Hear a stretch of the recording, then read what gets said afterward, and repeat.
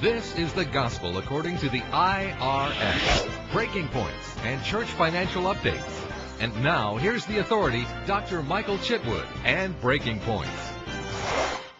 I'm Michael Chitwood, Breaking Points, breaking news. Here we go again. Grab your pad and your pen because this is hot off the press, so to speak. Glad to have you with us today. I've got a lot of information that I need to share with you, and it continues from the other program that we had, considering and talking about designated gifts. If you remember correctly, when we left off, we said that it's important for you to have an audit trail, a verifiable source document. Let me move to point 2. Do you understand that the largest deduction on Schedule A for an individual income tax return, the largest deduction is mortgage interest? Do you know what the second largest deduction is on Schedule A for an individual filing a 1040 tax return? It's charitable contributions. So, as people give their tithes and offerings into your house of worship, then it's important that you know how to document that. Now, make a note here. Number 1, there's only 4 things that you can record on a parishioner's or contributor's contribution record. Only 4 things. Number 1 is cash. Number 2 is checks. Number 3 are credit cards. And number 4 are money orders. So the 4 things that you can record is cash, checks, credit cards, and money orders. Mr. Chitwood, what in the world are you talking about? I'm talking about you as the bookkeeper, the treasurer, the church check writer. The 4 things you can record is cash, check, credit cards, and money orders. What you cannot record is donated property or donated time or goods or services.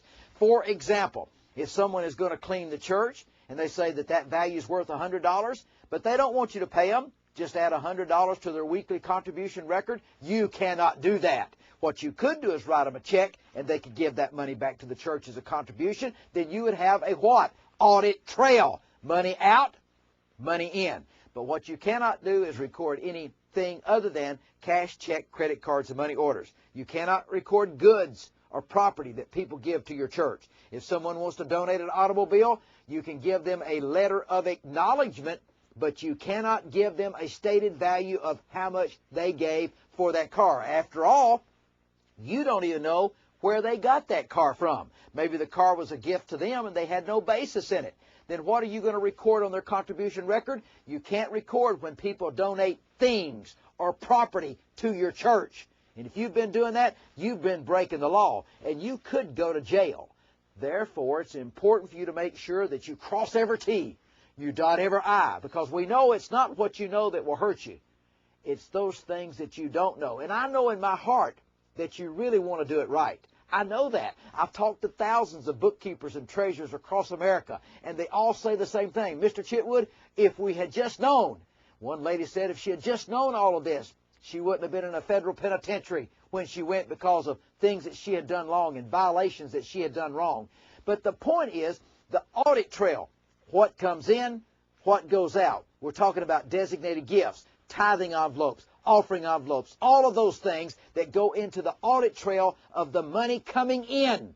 We'll get to the money going out later, but for now, let's talk about the money coming in to the ministry. So the only 4 things you can record is cash, checks, credit cards, and money orders. Listen to this carefully and make a big note. In fact, put a big asterisk beside it. You cannot record checks as a final proof that you gave a donation. Let me give you an example.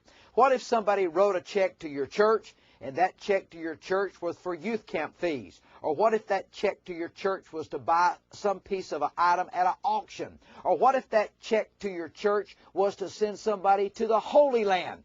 Ladies and gentlemen, going to the Holy Land, as far as writing a check to your church, is no different than writing a vacation check. Now, I'm not saying it's not a spiritual thing in the Holy Land. Don't misunderstand me. It's wonderful to go there. But as far as you being able to record that donation, you cannot record anything but cash, checks, credit cards, and money orders.